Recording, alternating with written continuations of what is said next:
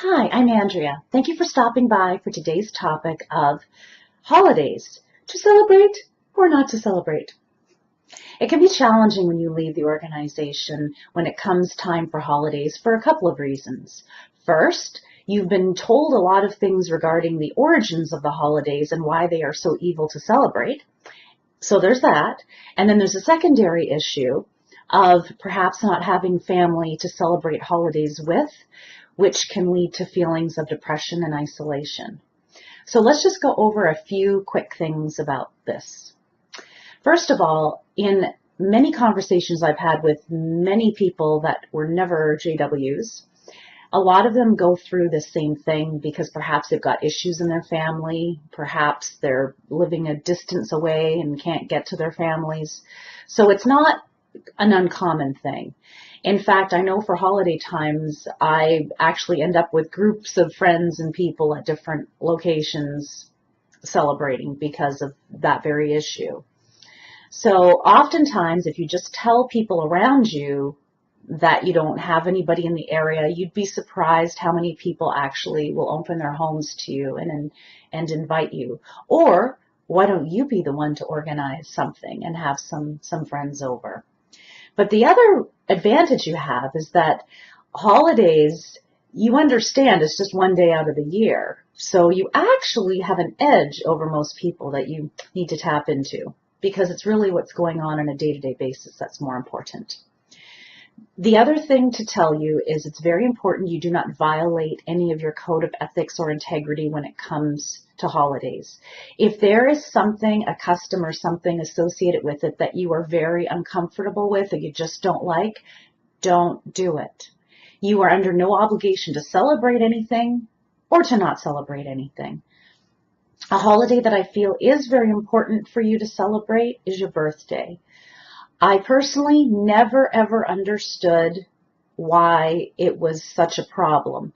And of course, the examples in the Bible had bad things happen, but those were also, we needed to know how John the Baptist died, right? So it so happened it was at a birthday. I just felt it was always very silly. And on the CD, the old CD-ROM, I remember looking it up and they talked about a scripture in Job that apostates used to prove that people had birthdays. So I looked it up and I thought, well, no wonder the apostates use that scripture to prove birthdays because that's exactly what that scripture sounds like. Sorry, I forgot where it was, but it's in Job about each of them celebrating their own special day. I actually feel that not celebrating birthdays really has led within the organization to a lot of self-esteem issues because you are never acknowledged for yourself as an individual, and that is the day you came onto the planet. I mean, how important is that? And parents always feel something the day of their child's birth.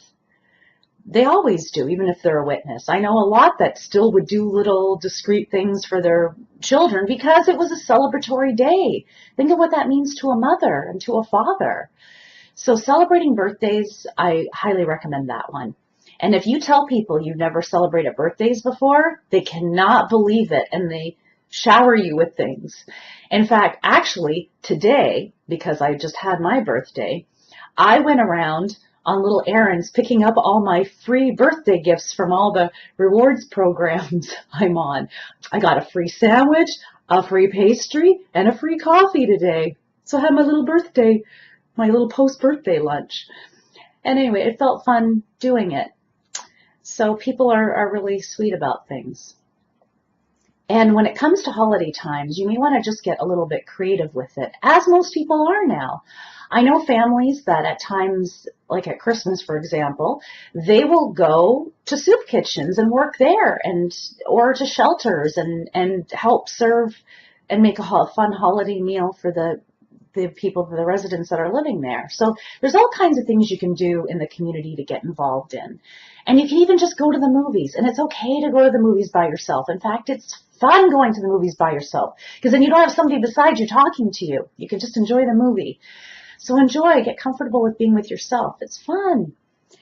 And I just wanted to share a story of one of my first Halloween experiences because that was probably the holiday I have taken the most issue with, in also not understanding things, but I also don't like creepy things, scary things, and I don't like that whole threat of trick or treat. That always really bothered me, threatening people. If you don't give me a candy, I'm going to do something nasty to you.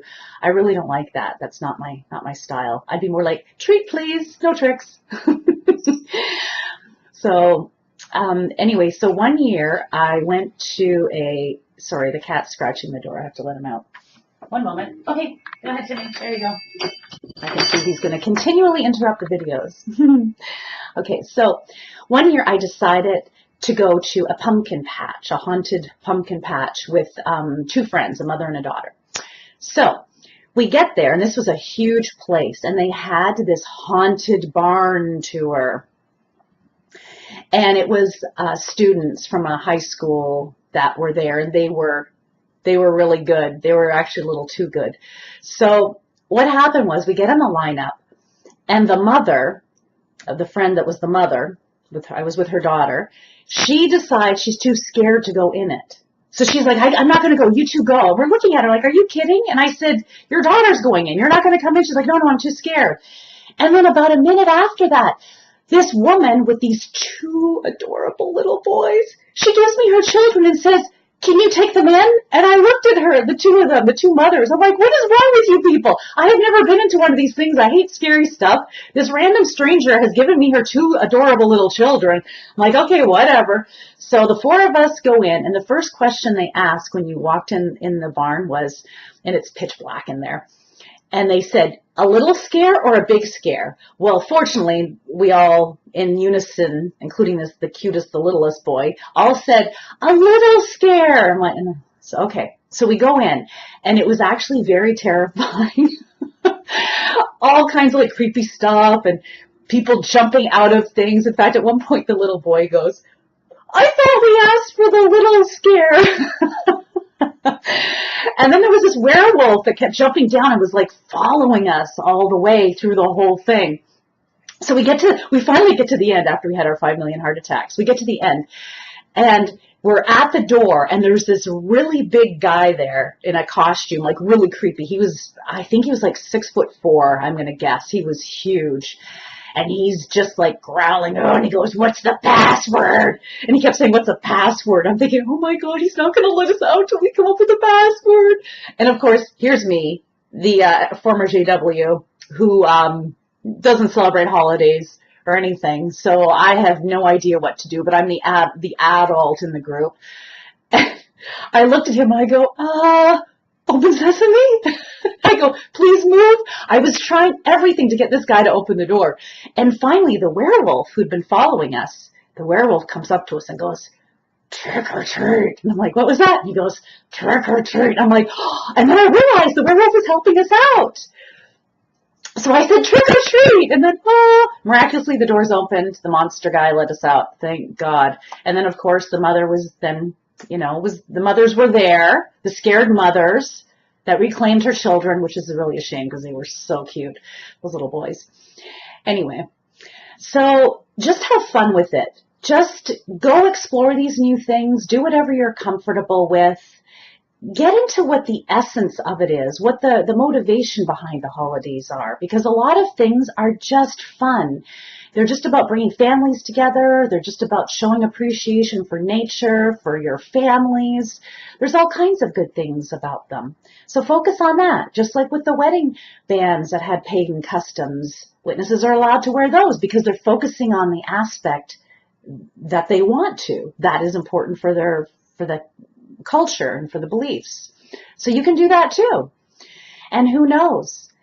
Maybe you'll just end up with some random adorable children, or maybe, just maybe, that werewolf that you thought was chasing you was actually a sheep trying to help you. So ponder that. We'll see you next time. Happy holidays. Bye.